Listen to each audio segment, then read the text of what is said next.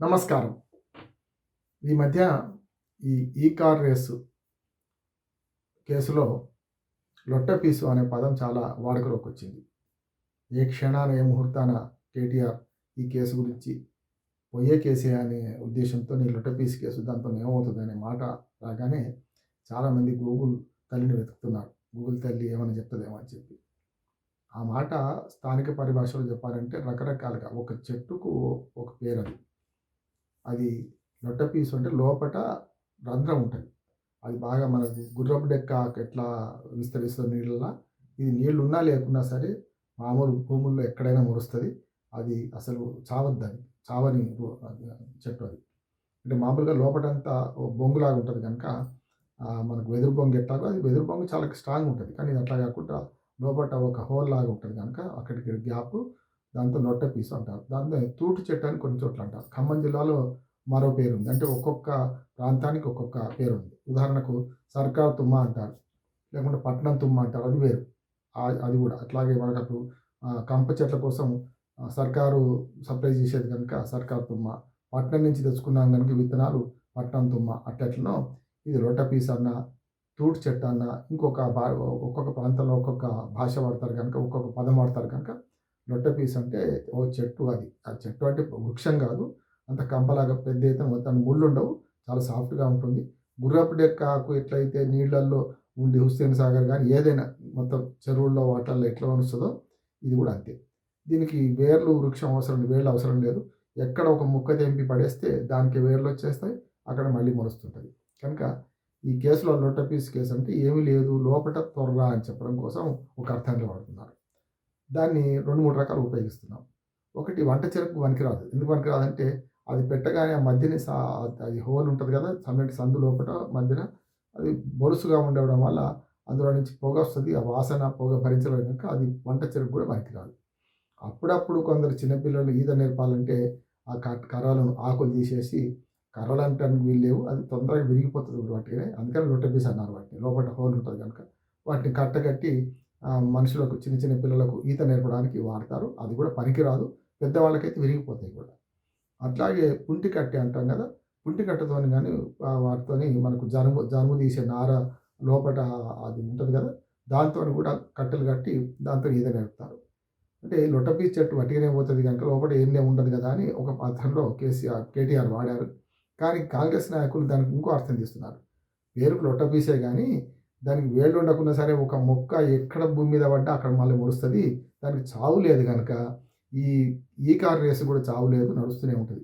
నడుస్తూనే ఉంటదంటే మరి ఓటుకు నోటు కేసులాగా 8 ఏళ్ల నుంచి ఎట్లా నడుస్తుందో కేసు, 7, 8 ఏళ్ల నుంచి నడుస్తుందో ఎట్లాగో ఈ కేసును గూడా మరి 7, 8 ఏళ్ళు నడిపిస్తారా అని ఇటువంటి వైపు బీఆర్ఎస్ వాళ్ళు సెటైర్ వేస్తున్నారు. అంటే చావు లేనిది అనే అర్థంలో వాడే కాంగ్రెస్ నాయకులకు ప్రతిగా బీఆర్ఎస్ వాళ్ళు ఏమంటున్నారంటే చావు లేనిది కేసు గదా! అంటే కొనసాగుతూనే ఉంటది. అంతం లేదు, ఆరంభం లేదు, నడుస్తూనే ఉంటదనా ఇటువంటి ఫాల్తు కేసు పెట్టారని చెప్పి. ఎందుకంటే ఫాల్తు కేసు అనే దానికి పర్యాయ పదంగా లొట్టపీసు కేసు అనే మాటను కేటీఆర్ వాడారు. దీనికి ఎన్ని అర్థాలున్నాయి. గతంలో బోసిడీకే అనే పదం కూడా చాలా పెద్ద ఎత్తున ప్రచారంలోకి వచ్చింది. అప్పుడు ఏది ఆంధ్ర ప్రాంతంలో నాయకులు తిట్టుకుంటుంటే బోసిడీకే అంటే అర్థం ఏందని మళ్ళీ వెతికాము అప్పుడు. అట్లాగే ఈ లొట్టపీసు అనే దానికి అర్థం ఏంటిదని ఇప్పుడు వెతుకుతున్న క్రమంలో నేను చెప్పాను కదా!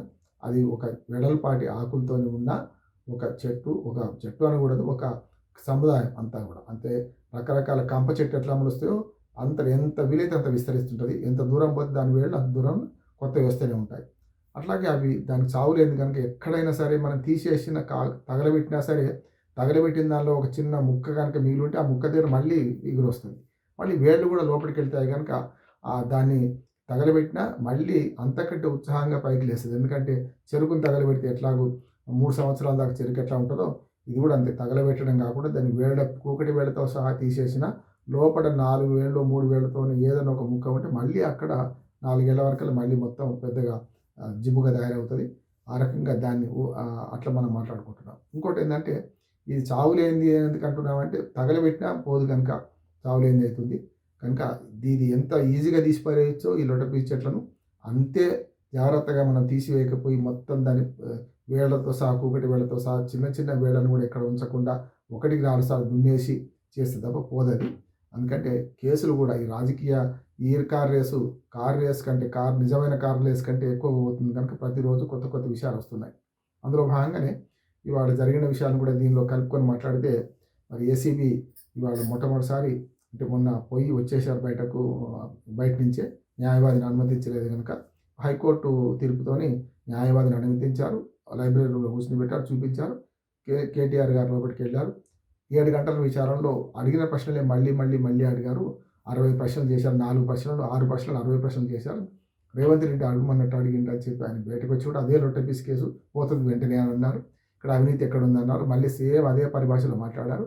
వాళ్ళు నన్ను ప్రశ్నించడం కాదు, నేనే వాళ్ళని ప్రశ్నించాను అని కూడా దీనికి అర్థం ఉందా, ఈ ప్రశ్నకి ఏమర్థం ఉంది, అట్లా నేను ఎదురు ప్రశ్నించాను అని కూడా బయట కేటీఆర్ చెప్పారు. ఎందుకంటే విచారణ అధికారులు అట్లా చెప్పడానికి వీల్లేదు కనుక మేము ఏం అడిగాము, వాళ్ళు ఏం సమాధానం చెప్పారు అని చెప్పకుండా 1-4 సార్లు ట్రాప్లో పడేయడానికి అడుగుతారు.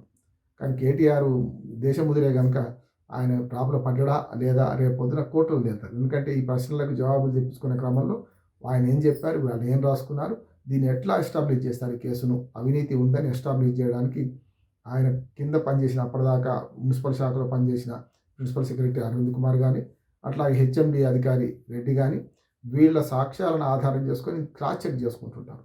ఎక్కడైనా సంతకం ఇరికిందా లేదని చెప్పి ఈ డాక్యుమెంట్స్ అంటే అన్అఫిషియల్గా డాక్యుమెంట్స్ దగ్గర పెట్టుకున్నా అది తప్పు అవుతుంది కనుక మంత్రిగా ఉన్నప్పుడు తనకు జ్ఞాపకం ఉన్నంత మేరకు తనకు తెలిసినంత మేరకు నిజాలు చెప్తా అంటారు. అది కూడా బహిరంగంగా చెప్పడానికి కూడా వీల్లేదు.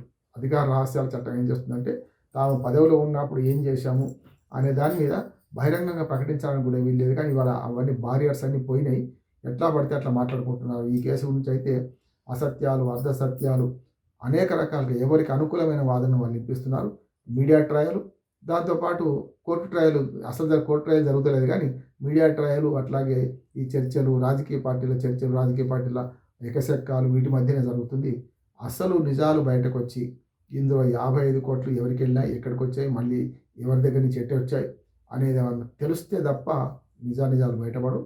సరే, ఇప్పుడైతే జరుగుతున్న క్రమంలో చట్టం తన పని తాను చేసుకుపోయే క్రమంలో ట్రయల్ కోర్టుకు అప్పచెప్పింది. హైకోర్టు కూడా ఏమన్నదంటే మనం ఇక్కడ ట్రయల్ కోర్టు కాదు హైకోర్టులో కనుక విచారణ జరగనివ్వండి, ఆ తర్వాత సహకరించండి అని చెప్పుకుంటూ మీకు ఏమైనా కష్టం వస్తే మళ్ళీ రమ్మని కూడా కేటీఆర్కు అభయహస్తం ఇచ్చింది హైకోర్టు. దీంతో పోయిండు. ఇవాళ అడిగిన ప్రశ్నలు జవాబులు చెప్పిండు. మళ్ళోసారి సంక్రాంతి తర్వాత మళ్ళీ పిలుస్తా అన్నారు. ఈ ప్రాసెస్ జరుగుతున్నంతసేపు రాజకీయంగా మాత్రం ఈ కేసు విషయంలో ప్రతిరోజు మీడియాలో ట్రయల్ జరుగుతుంది, రాజకీయ పార్టీలో ట్రయల్ జరుగుతుంది. ఇది ఎంతవరకు పోతుందో చూద్దాం. మొత్తం మీద అసలైన సమస్యలు పక్కదారి పట్టించడానికి, ప్రజల మనసును డైవర్ట్ చేయడానికి మైండ్ గేమ్ రాజకీయాల, డైవర్షన్ పాలిటిక్సా అనేది తేలుతుంది. పంచాయతీ ఎన్నికల వరకు ఇది కొనసాగుతుంది నేను అనుకుంటున్నాను. అట్లాగే ఈ గేమ్ చేంజర్ దానికి పర్మిషన్ ఇవ్వడం కూడా ఏదైతే బెనిఫిట్ షోకు అది మరొక వివాదం రేపటి నుంచి మొదలవుతుందని నేను అనుకుంటున్నాను. నమస్కారం.